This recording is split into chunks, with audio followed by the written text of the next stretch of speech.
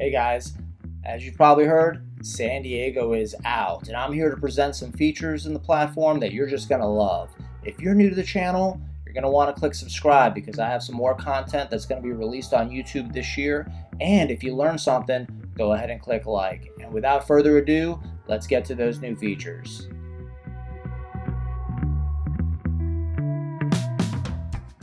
First item is an applications usage overview dashboard. If we click on one of these items here, then it'll fly out into a window that shows us items relating to application usage and the users that are using them. Next, we'll move on to the onboarding experience. Now, one thing I want to note is that the onboarding experience is not labeled onboarding experience, it's named adoption services in the platform. What did you say? That's correct.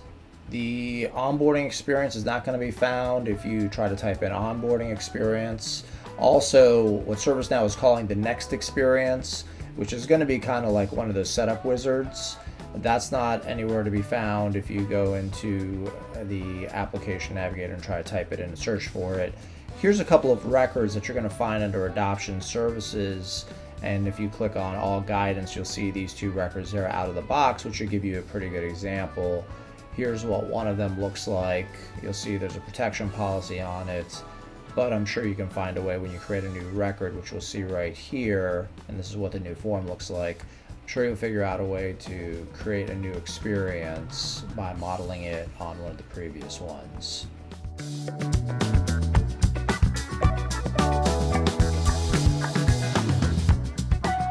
Moving right along, looks like ServiceNow has done a lot of work in the survey experience department, and this property right here, if you set it to true, it's going to allow users to take a survey in the Now mobile app, which is kind of cool.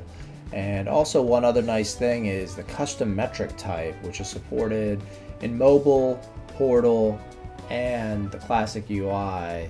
You'll see here are the custom metrics. And when we go to a new one, this is what the form would look like.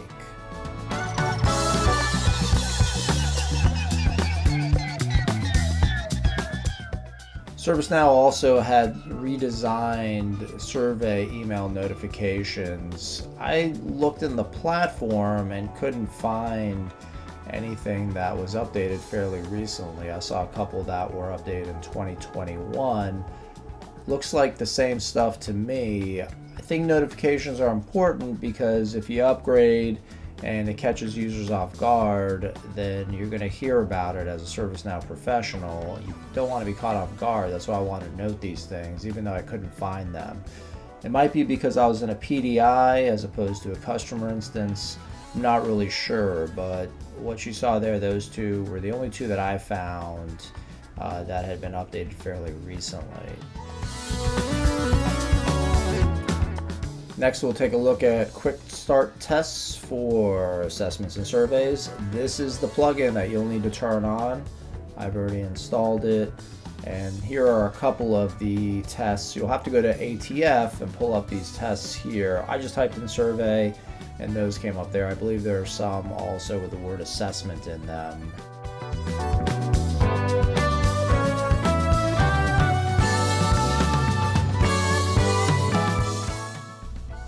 Okay, let's talk about document management. It's been a couple of changes to the access and settings, nothing major. I believe this came out in Rome. This isn't to be confused with employee document management, which is part of the HR side of the house. This is the plugin that you would turn on to implement document management. You can see there it's free. I've already turned it on in my PDI. Simply type in document and documents application will pop up. Again, this is structured around the sys attachment table, so it is different than the employee document management application associated with HR.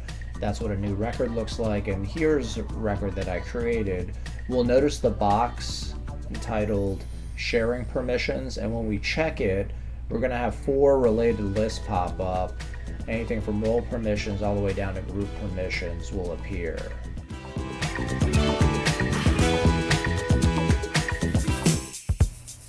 Next, we'll take a look at how to load lists faster. This is a new feature. As you can see here, we're doing our typical click on the small hamburger menu, configure, and then list control. Most of you are probably familiar with the list control screen. So when we go into it, we'll see that at the bottom, we have the remove pagination count option. And when we check that box, one thing that I think is awesome is that we can apply it to specific views. So when we check that box, we'll see a lockbox pop up. We can do the typical click on the magnifying glass, find the view, and then apply that to the view. And what that's going to do is make it a lot easier for the list to load. So if you have a view like self-service where it doesn't really matter for the user how many records display or display the count, then this is going to be perfect. That it's going to load the list a lot faster because, again, the system doesn't need to count how many records are in the list before it displays.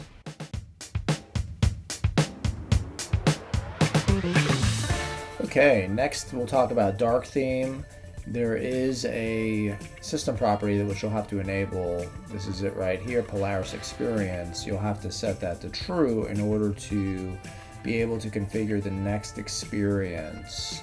And next experience is something that ServiceNow is implementing to modernize the platform UI. And here we'll see something out of the documentation that shows the default versus the dark mode.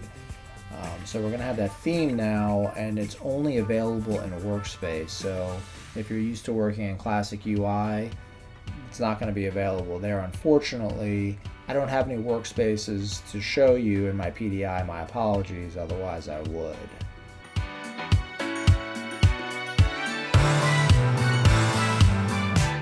The next feature we'll be looking at is provider notifications, event parameters 1 and 2, which, as we can see here, here's our notification table. Note that it's under the module provider. Here is a new record. We'll look at the trigger type event specifically. When that is selected, there are going to be two checkboxes that appear. You'll see here parameter 1 and 2. When they are selected, there'll be drop-down boxes that appear with the tables listed there, which you can select from. This is an example out of the box, which you can probably use to model a provider notification after if you need to create one on your own.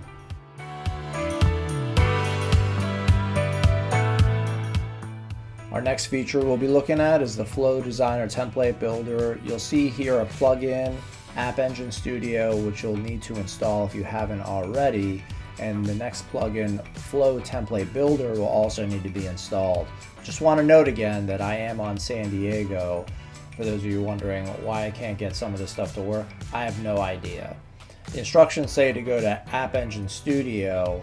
Once I click on that, I'm taken to this window here, which looks like that new experience that I was referring to earlier, where I can select the app, and then I'm going to select Logic and Automation. Once I do that, I can click Add, or I can select a template that already exists.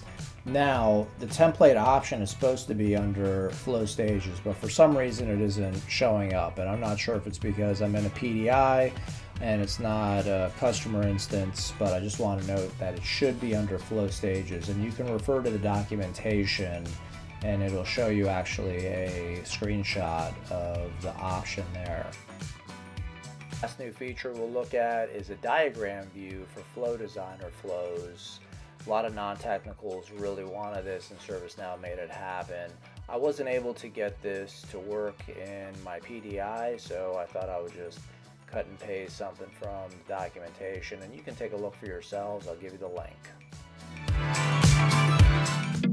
Looking to learn more about ServiceNow and aren't technical? Not a problem. Just go to YouTube and type in ServiceNow Codelist, and you'll see here Aspen now has a playlist for you. It's called Codeless Solutions. Click on it and you'll see there are tons of videos there to show you a lot about ServiceNow.